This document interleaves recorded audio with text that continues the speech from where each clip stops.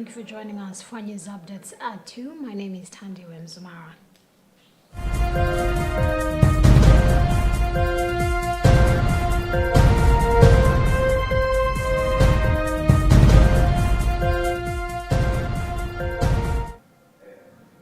In a joint statement, it has been announced by the Vatican and by Vietnam that a definitive agreement has been reached between the parties for the Holy See to have a resident papal representative in Hanoi.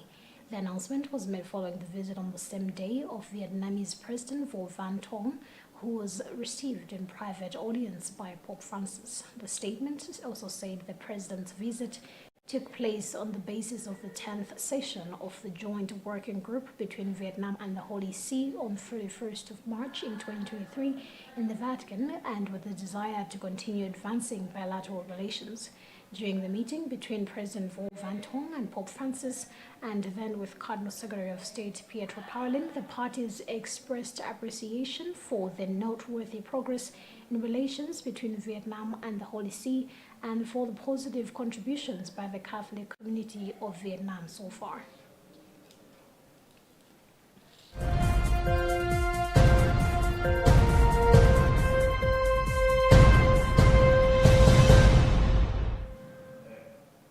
Minister of Homeland Security Ken Sigalingoma has announced that the government has suspended expiry dates for national identity cards and processing fees, which Malawians were paying to replace their IDs until January 2026.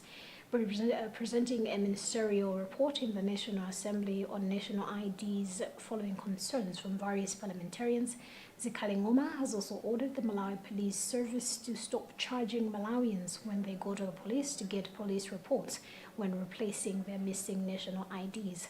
According to the minister, the move is also meant to allow every eligible voter to register and vote freely in the 2025 general elections.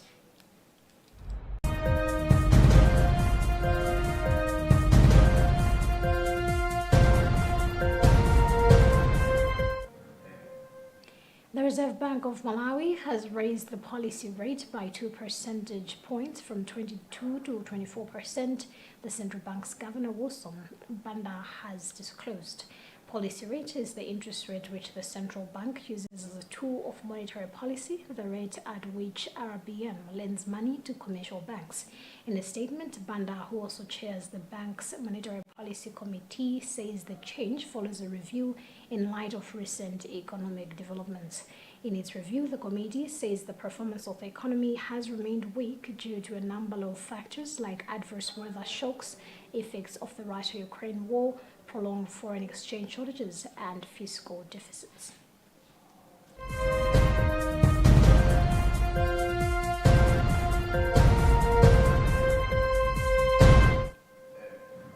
A 10-year-old girl is in excruciating pain after an angry uncle allegedly pushed her into a pit of fire in Balaga. Police spokesperson for the district, Gladstone Mbumpa, has disclosed. The girl's uncle is suspected to have pushed the Standard 3 learner into the pit meant for manure processing after she had reportedly denied to get him a cup as she was rushing for classes. According to Mbumpa, the 10-year-old has sustained severe burnt wounds on her legs and is currently admitted to Queen Elizabeth Central Hospital in Luntha. Meanwhile, the suspect is in police custody in Balaga, and Mbumpa has identified him as 64-year-old Yakobe Alfred.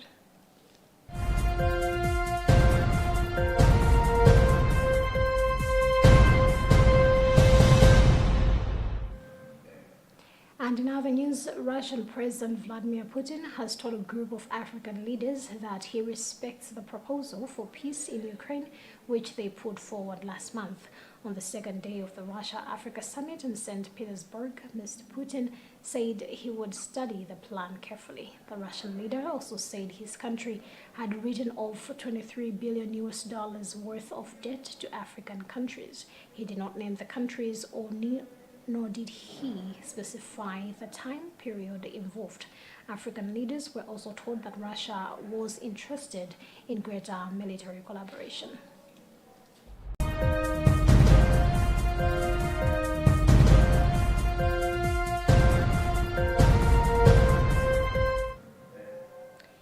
that's about what we have time for in this edition of our news updates. My name is Tande Wemzamara. Good afternoon.